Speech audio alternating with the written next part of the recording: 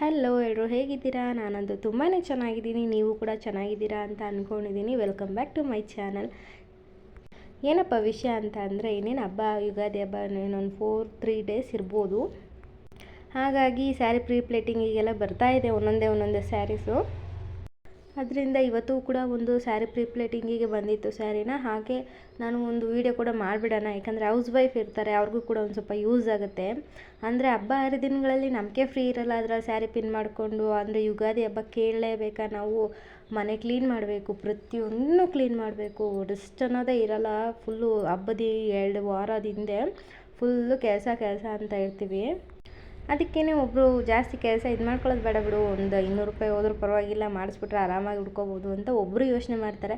ಆದರೆ ಇನ್ನೊಬ್ರು, ಅಯ್ಯೋ ಅಲ್ಲಿ 200 ರೂಪಾಯಿ ಹೋಗೋ ಬದಲು ಇಲ್ಲಿ ನಾವೇ ಹಿಂಗೆ ಬೇಕೋ ಹಂಗೆ ಉಡ್ಕೊಂಡ್ರೆ ಆಗೋಯ್ತು, ಒಂದು ದಿವಸಕ್ಕೆ ತಾನೇ ಉಟ್ಕೊಳ್ಳೋದು ಅಂತ ಅನ್ನೋರು ಇದ್ದಾರೆ. ಇಲ್ಲಪ್ಪ ಎಲ್ಲರ ಮುಂದೆ ಚೆನ್ನಾಗಿ ಕಾಣಿಸ್ಬೇಕು ಅನ್ನೋರು ಕೂಡ ಇದ್ದಾರೆ. ಒಬ್ರೊಬ್ರು ಯೋಚನೆ ಒಂದೊಂದು ಥರ ಇರುತ್ತೆ. ಇನ್ನೇನು ಐರನ್ ಮಾಡೋ ಅಷ್ಟೊತ್ತಿಗೆ ಕರೆಂಟ್ ಹೊರಟೋಯ್ತು. ಕರೆಂಟ್ ಹೋಯ್ತಲ್ಲ, ಇನ್ನೇನು ಬೆಳ್ದನ್ನು ಕೂಡ ತಂದಿದ್ವಿ ಮೊನ್ನೆ ಪಾಪು ಬರ್ತಡೇ ದಿವಸ ಘಾಟಿಗೆ ಹೋದಾಗ. ತುಂಬಾ ಚೆನ್ನಾಗಿದ್ವು, ಒಂಥರ ಹುಳಿ ಚೆನ್ನಾಗಿತ್ತು. ನಾವು ಚಿಕ್ಕ ಹುಡುಗರಲ್ಲಿದ್ದಾಗ ಅದಕ್ಕೆ ಉಪ್ಪು ಅದೆಲ್ಲ ಹಾಕ್ಕೊಂಡು ತಿಂತಾಯಿದ್ವಿ.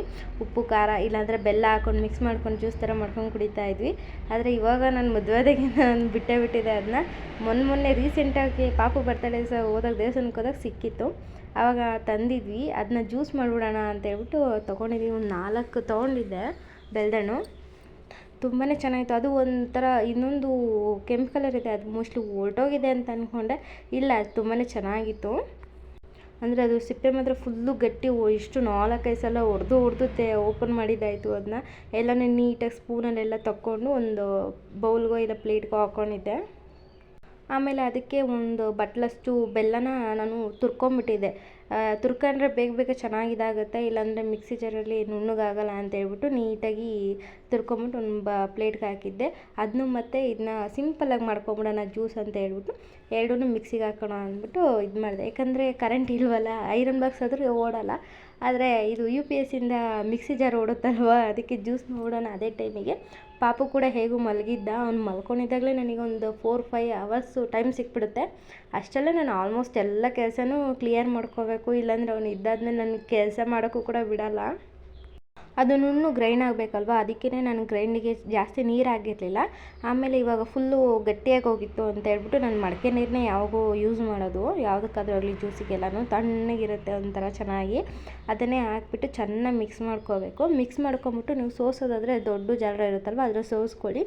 ನಾನು ಇನ್ನೊಂದು ಕಡೆ ನಂದು ಚಿಕ್ಕ ಜಾರ ಇತ್ತು, ಅದರಿಂದ ನಾನು ಸೋಸ್ಕೊಂಡೆ. ಅದ್ರ ಜೊತೆಗೆ ಬೆಲ್ಲದ ಜೊತೆಗೆ ಒಂದು 4-5 ಸ್ಪೂನ್ ಸಕ್ಕರೆ ಕೂಡ ಹಾಕ್ತಾರೆ. ನಾನು ಇಲ್ಲಿ ಸಕ್ಕರೆ ಯೂಸ್ ಮಾಡಿಲ್ಲ, ಬರೀ ಬೆಲ್ಲ ಕೂಡ ಅಷ್ಟೇ ಯೂಸ್ ಮಾಡಿರೋದು. ಹಾಗೆಯೇ ನನ್ನ ಕಡೆಯಿಂದ ನನ್ನ ಸಬ್ಸ್ಕ್ರೈಬರ್ಸ್ ಯಾರಿದ್ದಾರೆ, ಹಾಗೆ ವ್ಯೂವರ್ಸ್ ಯಾರಿದ್ದಾರೆ, ಅವರೆಲ್ಲರಿಗೂ ಯುಗಾದಿ ಹಬ್ಬದ ಶುಭಾಶಯಗಳು. ಈ ವರ್ಷದಿಂದ ನಿಮಗೆಲ್ಲರಿಗೂ ಒಳ್ಳೆಯದಾಗಲಿ ಅಂತ ಕೇಳ್ಕೊತೀನಿ.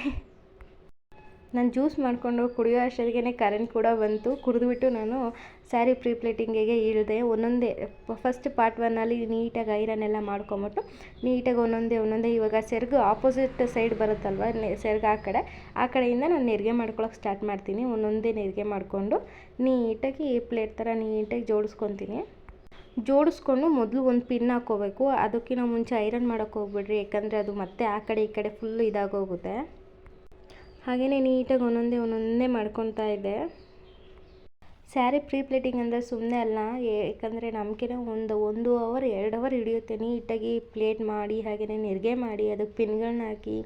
ಅದೆಲ್ಲ ತುಂಬಾ ಕಷ್ಟ ಇದೆ. ಯಾರಾದರೂ ಬೇರೆಯವ್ರು ಹೇಳ್ಬೋದು, ಅಯ್ಯೋ ಈಸಿ ಬಿಡು, ಅದು ಎಷ್ಟೊತ್ತು ಉಡ್ಕೋಬೇಕಾದ್ರೇ ನಾವು 1 ಅವರ್ ಮಾಡ್ತೀವಿ, ಅದು ಇನ್ನೂ ಮುಂಚೆನೇ ಮಾಡಬೇಕು ಅಂದರೆ ಇನ್ನು ನಮ್ಗೆ ಎಷ್ಟು ಇದಾಗಿರಬೇಕು. ಕೆಲವರು ಒಬ್ಬೊಬ್ರು ಕೇಳೋರು ನಮ್ಮನ್ನ, ಯಾಕೆ ಬರ್ತಡೇನ ಸಿಂಪಲಾಗಿ ಮಾಡಿದ್ದೀರಲ್ಲ, ಯಾಕೆ ಜೋರಾಗಿ ಮಾಡಲ್ವಾ, ಹಾಗೆ ಹೀಗೆ ಅಂತ ಹೇಳ್ಬಿಟ್ಟು. ಇಲ್ಲ, ನಾವು ಜೋರಾಗಿ ಮಾಡೋದಕ್ಕೂ ಹೋಗಲ್ಲ. ಯಾಕಂದರೆ ನನ್ನ ಮಗನಿಗೇನೋ ಒಂದು 10 ವರ್ಷನೋ 15 ವರ್ಷನೋ, ಅವನಿಗೆ ಎಲ್ಲ ಬುದ್ಧಿ ಐತಪ್ಪ, ಆ ಕಡೆ ಈ ಕಡೆ ನೋಡ್ತಾನೆ, ನನ್ನ ಫ್ರೆಂಡ್ಸ್ಗಳು ಬರ್ತಾರೆ ಅನ್ನೋದಕ್ಕೆ. ಅವನಿಗೆ ಬುದ್ಧಿನೂ ಇಲ್ಲ ಇನ್ನೂ, ಅವ್ನು ಚಿಕ್ಕ ಮಗು ಇನ್ನೂ. ಅಷ್ಟು ಜೋರಾಗಿ ಸೆಲೆಬ್ರೇಟ್ ಮಾಡಿ ನಾವು ಏನು ತೊಗೋಬೇಕು, ಅದು ಸುಮ್ಮನೆ ದುಡ್ಡು ವ್ಯರ್ಥ ಆಗುತ್ತೆ ಅಷ್ಟೇ. ಅದ್ರ ಬದಲು ಅವ್ನಿಗೇನೋ ಎಜುಕೇಷನಿಗೆ ಮುಂದಕ್ಕೆ ಯೂಸ್ ಆಗುತ್ತೆ, ಅಥವಾ ಒಂದು ಚಿನ್ನದ ಚೈನೋ ಅಥವಾ ಅವ್ನಿಗೆ ಬೇಕಾಗಿರೋದು ಏನಾದರೂ ವಸ್ತುಗೋ, ಅದೇ ದುಡ್ಡನ್ನು ಅಲ್ಲಿ ಹಾಕಿದ್ರೆ ಅವ್ನಿಗೆ ಅಲ್ವಾ ಯೂಸ್ ಆಗೋದು. ಬರ್ತಡೇ ಪಾರ್ಟಿ ಮಾಡಿ ಏನು ಮಾಡ್ತೀರಾ? ನಾವು ಹೇಳೋದು ಇಷ್ಟೇ, ಬೇರೆಯವರಾದರೆ ಶೋಕಿ ತರಿಸ್ಕೊಳಕ್ಕೆ ಅದಕ್ಕಿದು ಮಾಡೇ ಮಾಡ್ತಾರೆ ಅವ್ರ ಪಾಡೋದು. ನಮ್ಮ ಪಾಡು ಹಿಂಗೆ ಅಷ್ಟೇ. ನಾವು ಯಾವುದ್ರಲ್ಲಾದ್ರೂ ನಾವು ಶ್ರೀಮಂತರೇ ಆಗಲಿ ಬಡವರೇ ಆಗಲಿ ಇದ್ದಂಗೆ ಇರಬೇಕು. ಇದ್ದಾಗ ಒಂಥರ, ಇಲ್ಲದೇ ಇದ್ದಾಗ ಒಂಥರ, ನಾವು ಆ ಥರ ಯಾವತ್ತೂ ಇರೋಕ್ಕೆ ಹೋಗ್ಬಾರ್ದು. ನಮ್ಮ ಪಾಲಿಸಿ ಅಷ್ಟೇ. ನನ್ನ ಗಂಡಂದು ಅಷ್ಟೇ, ನನ್ನದು ಅಷ್ಟೇ. ನಮ್ಮ ಬರ್ತಡೇನೇ ಆಗಲಿ ಯಾವುದೇ ಆಗಲಿ ನಾವು ಯಾವುದನ್ನು ಅಷ್ಟೊಂದು ಜೋರಾಗಿ ಗ್ರ್ಯಾಂಡಾಗಿ ಮಾಡೋಕ್ಕೂ ಹೋಗಲ್ಲ. ಆಲ್ಮೋಸ್ಟ್ ಎಲ್ಲ ಸೆರಗೆಲ್ಲ ರೆಡಿ ಆಗ್ತಾಯಿದೆ ನಾನು, ಯಾಕಂದರೆ ಫುಲ್ಲು ಸ್ಪೀಡ್ ಮಾಡಿದ್ದೀನಿ. ಯಾಕಂದರೆ ನಿಧಾನಕ್ಕೆ ತೋರಿಸ್ತಾ ಇದ್ದರೆ ಫುಲ್ಲು ಒಂದು 45 ನಿಮಿಷ ಆ ಥರ ಇದಾಗುತ್ತೆ. ಅದಕ್ಕೇ ಒಂದು ಸ್ವಲ್ಪ ಸ್ಪೀಡಾಗಿ ಇದು ಮಾಡಿದ್ದೀನಿ. ನಿಮಗೂ ಯಾರಿಗಾದರೂ ಸ್ಯಾರಿ ಪ್ಲೇಟಿಂಗ್ ಬೇಕು ಅಂತ ಹೇಳಿದರೆ ಕಮೆಂಟ್ ಬಾಕ್ಸಲ್ಲಿ ಕಮೆಂಟ್ ಮಾಡಿ, ಅವಾಗ ನಾನು ರಿಪ್ಲೈ ಕೊಡ್ತೀನಿ. ಇನ್ನೂ ಯಾರು ನನ್ನ ಚಾನಲ್ನ ಸಬ್ಸ್ಕ್ರೈಬ್ ಮಾಡಿಲ್ಲ, ಬೇಗ ಬೇಗ ಸಬ್ಸ್ಕ್ರೈಬ್ ಮಾಡ್ಕೊಳ್ಳಿ. ಹಾಗೆ ಬೆಲ್ ಐಕನ್ನ ಕ್ಲಿಕ್ ಮಾಡಿ.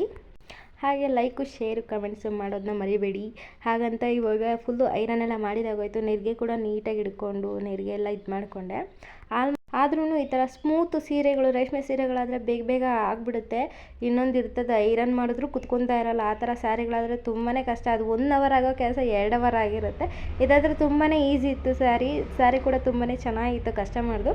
ಅದರಿಂದ ಈಸಿ ಆಯಿತು ನನಗೂ. ಒಂದು ಸ್ವಲ್ಪ ಬೇಗ ಬೇಗ ಐರನ್ ಮಾಡೋದಾಗಲಿ ಪಿನ್ ಮಾಡೋದಾಗಲಿ ತುಂಬಾ ಈಸಿ ಆಯಿತು ಅಂತ ಹೇಳ್ಬೋದು. ಹಾಗೆಯೇ ನೀಟಾಗಿ ನೆರಿಗೆ ಪ್ಲೇಟ್ಸ್ನು ಕೂಡ ನಾವು ಹೇಗೆ ನೆರಿಗೆ ಉಟ್ಕೊಳ್ಳೋ ಥರ ಇದು ಮಾಡ್ತೀವೋ ಅದೇ ಥರ ನೆರಿಗೆನ ನೀಟಾಗಿ ಪಿನ್ ಮಾಡಿಕೊಂಡು ಇದು ಮಾಡ್ಕೊಂಬಿಟ್ರೆ ಅಲ್ಲೇ ಆಗೋಯ್ತು. ಅದು ತುಂಬಾ ಸಿಂಪಲ್ಲಾಗಿದೆ, ಜಾಸ್ತಿ ಕಷ್ಟನೂ ಇಲ್ಲ. ಅಂದರೆ ತುಂಬಾ ಹೆವಿ ಇದಿರುತ್ತಲ್ಲ, ರೇಷ್ಮೆ ಸೀರೆ ಮರ್ಚಿದ್ರೂ ಒಂಥರ ಇದಾಗುತ್ತಲ್ಲ, ಅದಾದರೆ ತುಂಬ ಕಷ್ಟ ಆಗುತ್ತೆ. ಇದಾದರೆ ಒಂದು ಸ್ವಲ್ಪ ನಾರ್ಮಲ್ ಆರಾಮಾಗಿ ಉಟ್ಕೋಬೋದು. ಇದನ್ನ ಆಲ್ಮೋಸ್ಟ್ ಎಲ್ಲನೂ ಆಗಿತ್ತು. ಇನ್ನೇನು ಮರ್ಚಿಬಿಟ್ಟು ಎತ್ತಿಕ್ಕದಷ್ಟೇ. ಇನ್ನೂ ಒಂದು ಸ್ವಲ್ಪ ಯಾರಿಗಾದ್ರೂ ಗೊತ್ತಾಗಿಲ್ಲ ಅಂತಂದರೆ ರಿಪೀಟೆಡ್ ಒಂದು 2-3 ಸಲ ನೋಡಿ, ಆವಾಗ ಕ್ಲಿಯರಾಗಿ ಗೊತ್ತಾಗುತ್ತೆ. ನಾನು ಒಂದು ಸ್ವಲ್ಪ ಸ್ಪೀಡ್ ಮಾಡಿರೋದ್ರಿಂದ ಅಷ್ಟೊಂದು ಸರಿಯಾಗಿ ಗೊತ್ತಾಗ್ತಿಲ್ಲ. ಇಲ್ಲ ನಮ್ಗೆ ಇನ್ನೊಂದು ಸ್ವಲ್ಪ ಕ್ಲಿಯರಾಗೆ ಬೇಕು ಅಂತ ಹೇಳಿದ್ರೆ ಕಮೆಂಟ್ ಮಾಡಿ, ನಾನು ಅದಕ್ಕೆ ಸಪ್ರೇಟಾಗಿ ವಿಡಿಯೋ ಮಾಡ್ತೀನಿ. ಇವತ್ತಿನ ನನ್ನ ವ್ಲಾಗ್ ಇಷ್ಟ ಆಗಿತ್ತು. ನೋಡಿದ್ದಕ್ಕಾಗಿ ತುಂಬಾ ಧನ್ಯವಾದಗಳು.